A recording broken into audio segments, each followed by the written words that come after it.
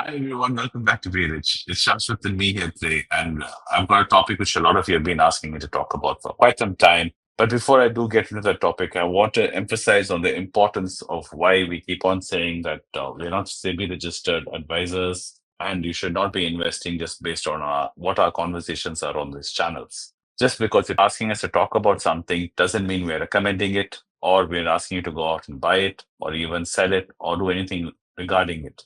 These are just purely intellectual conversations which we have. As we keep on saying, your investment decision should be based on a financial advisor, preferably a SEBI registered one, should be advising you personally, right? And who should understand your risk profile and your risk assessment. And you should definitely not be investing based on YouTube videos, on Instagram videos, or anything of that sort. Your investment plan should be based on your financial goals and your kind of thought out process. So why then you may wonder why then we discuss these videos? We discuss these videos purely on an intellectual level, how we look at companies and stocks and try to understand it within our own circle of competence. If it is something that we would like to be involved in, a business we would like to be involved in. So keep that in mind. A lot of you are thinking that just because we talk about it and we are forced to saying these things, so you just ignore these things we are forced to, and then think that we're giving you some secret message. We're not. We're not being forced into these messages. It is purely voluntary, us telling you that do not invest without advice. This is not something we take for lightly. And we definitely hope you don't take it lightly because it involves your hard earned money. And we definitely do not take it lightly when it comes to our own money. So we would expect you to treat it with the same reverence and respect when it comes to your own money. That being said, what is today's topic, Shashwat? Me and you have been discussing for some time. Yeah. So the topic for today is microfinance and in specific companies that do microfinance. And to be even more specific, the company which we're discussing today is going to be the one and only Spandana Sfurti, which has been the talk of the town for quite a while. About a few months ago, it was all for positive reasons, and now there seems to be a negative or negative buzz would be putting it lightly, but there seems to be a negative buzz surrounding this company. So let's first look at what microfinance means in very simple terms, and then maybe once we take your thoughts in on microfinance as a business, we can possibly get down to breaking down what is happening with Spandana Spurti.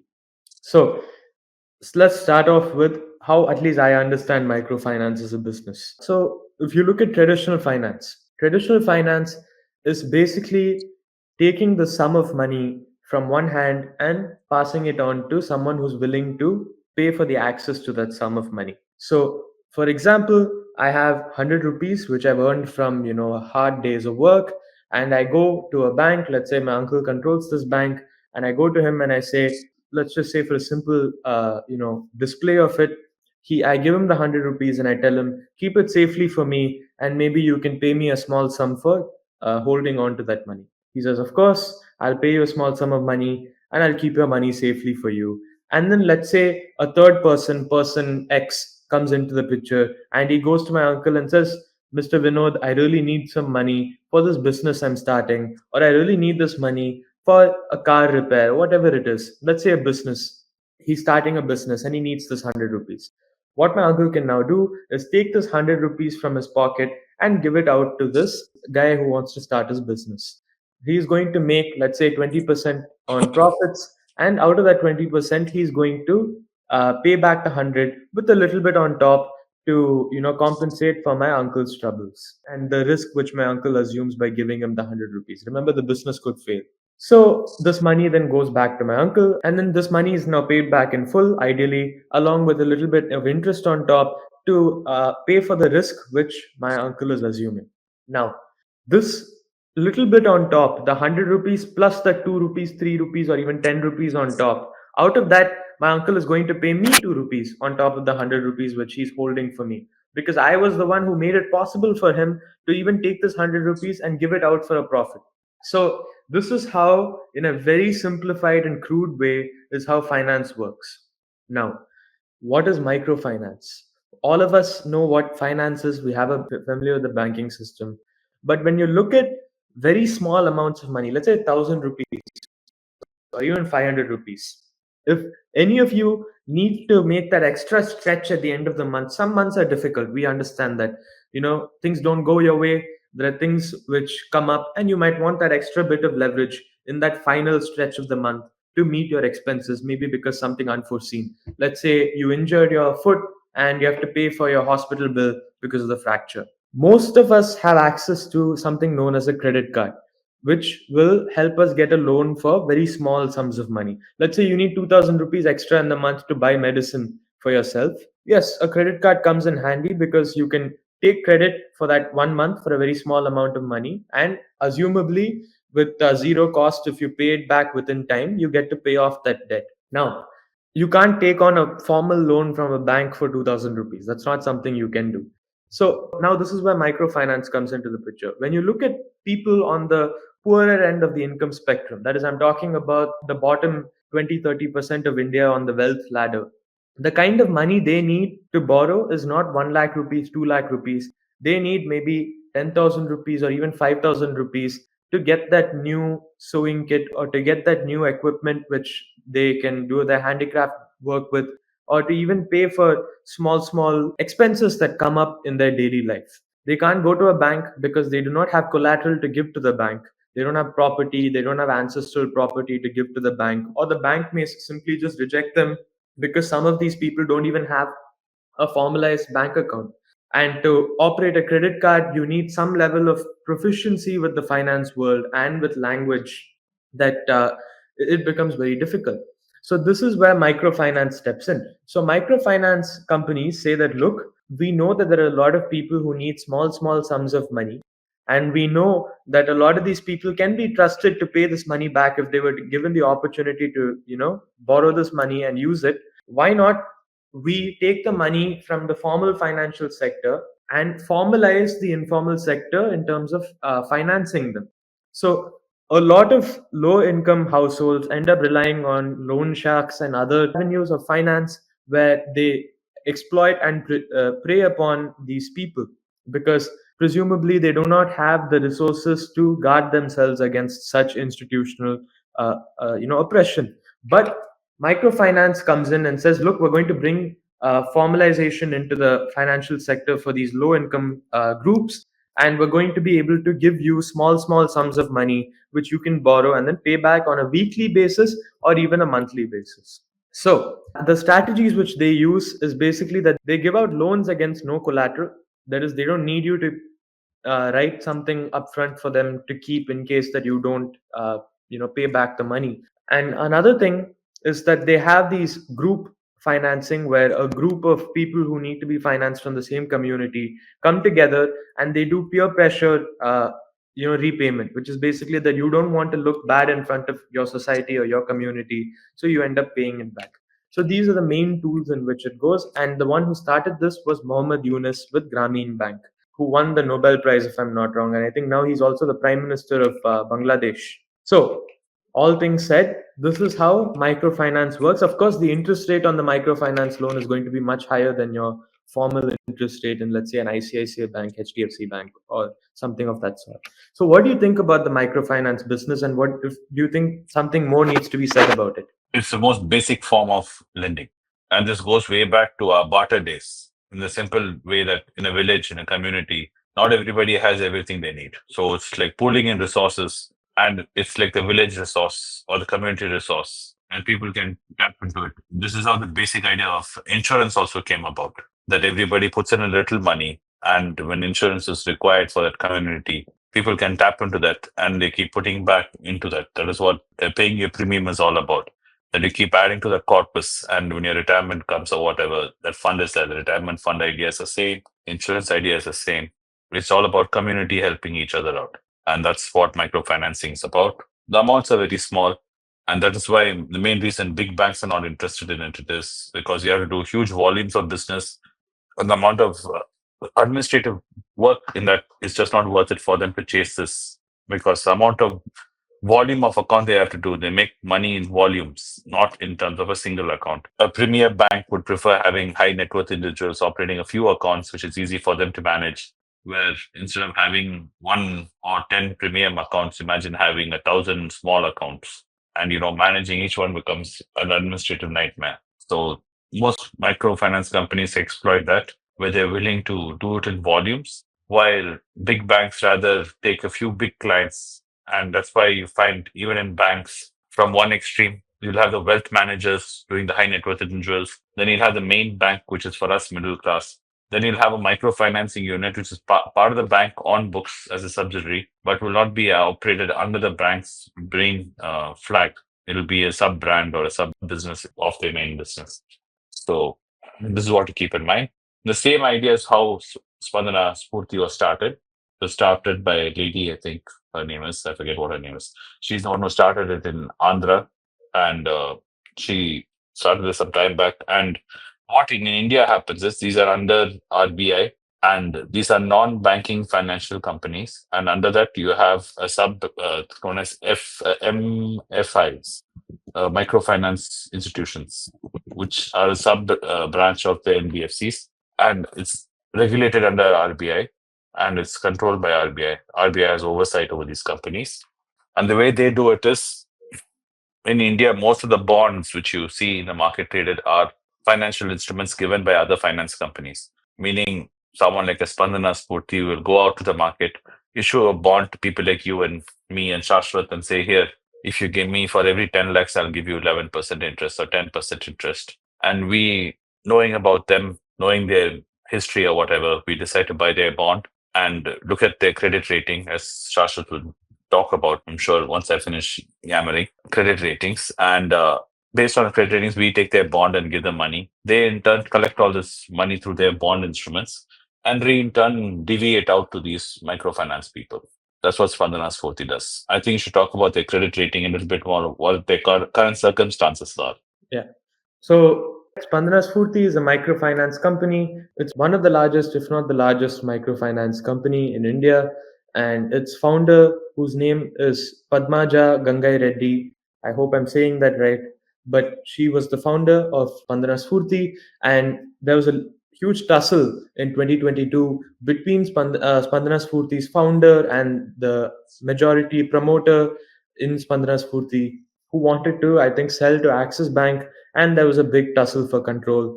After which, we basically see that it got resolved amicably, and the stock price soared after that, especially because microfinance was getting a good foothold in India after the conflict for ownership. And we also see that Spandana Spurti stock price soared during this period. It went all the way from the 600s to over 1,000 rupees very recently. And we see that also from Jan of 2024, it has come down to 600 or 500 rupees as of now.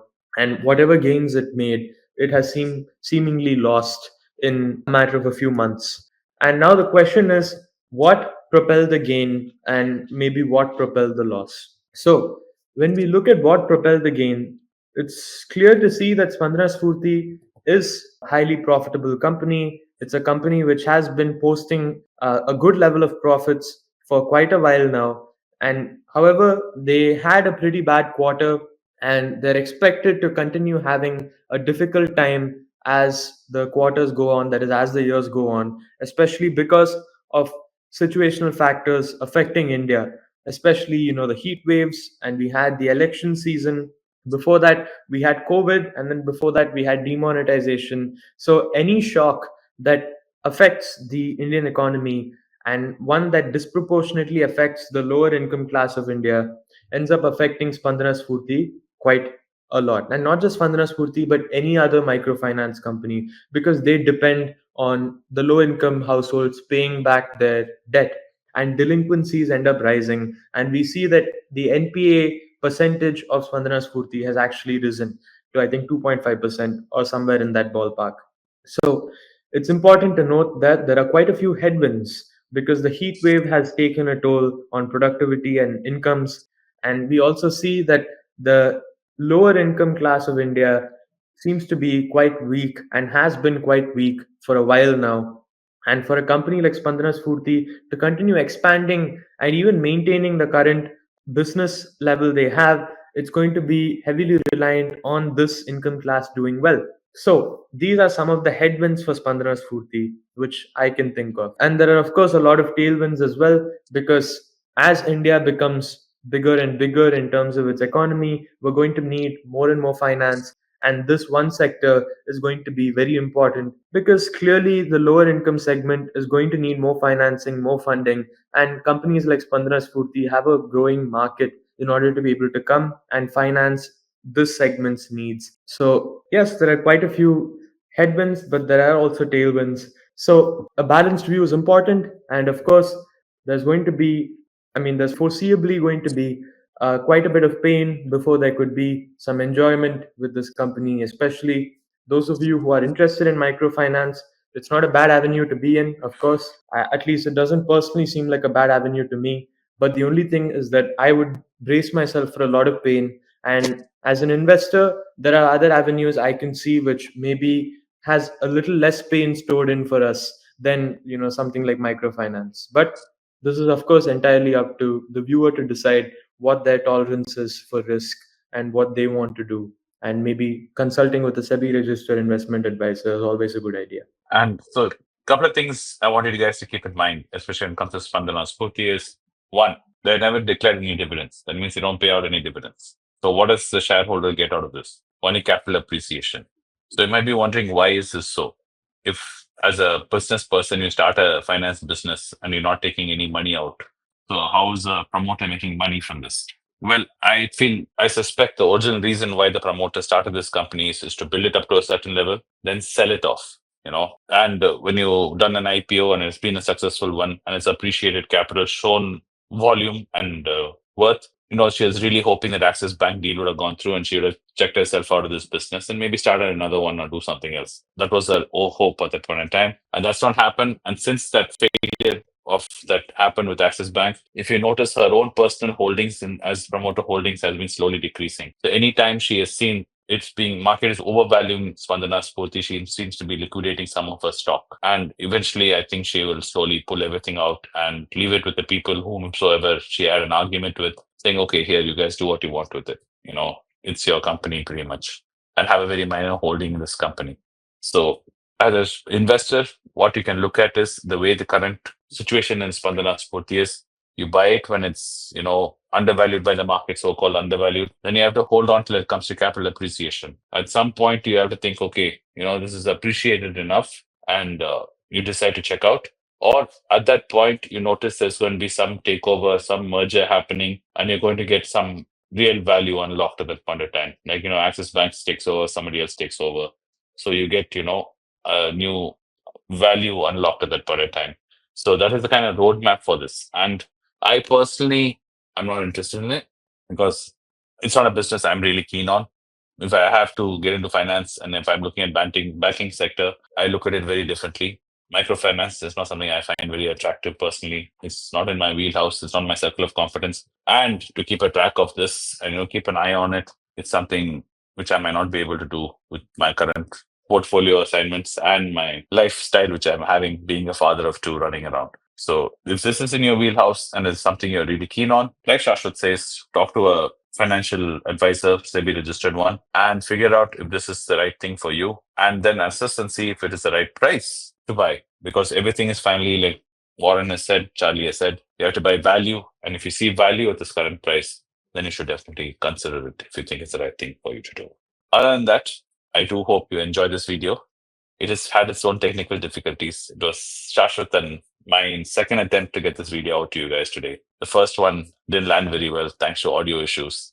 I do hope, thanks to the weather gods being a little kinder right now because the rains have stopped for a few minutes, that this audio quality is better and we have managed to get it out in some decent shape for you guys to enjoy it. I did say on my Instagram page that I'll be sharing some more details after this video comes out in a longer document, like what Shashwat was saying, pros and cons of this current situation, Spandana Spurti and microfinance in general. For those of you who want to have a longer read, you can join me there and I'll drop my notes over there and you can have a longer read on what I think about this. So thanks for watching the video. Have a wonderful day. Do stay safe out there. We're going to be having rains in Chennai for the next few days. So please stay safe, and make sure you have what we require at home, at least for the next few days. Thanks for watching the video. Do subscribe and comment down below. And me and Shashwat will see you soon on another video. Thank you.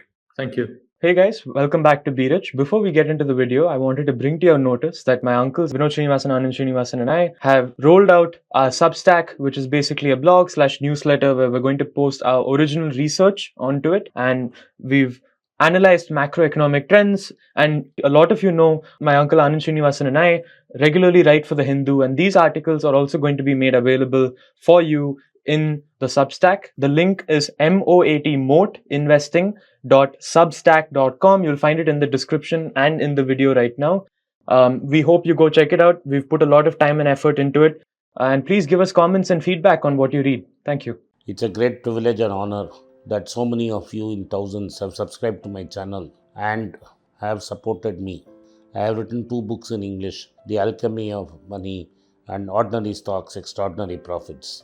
These books are published by us and are ready. If you want to procure a copy, send us a message to the WhatsApp number given below and my team would respond to you. If you want an Amazon Kindle copy, you can click the link below. Finally, those who wish to consult with me can send a mail to berichenglish@gmail.com. Once again, I thank you for your support. If you like this video, press the subscribe button of my channel, hit the like button and turn on the bell notification.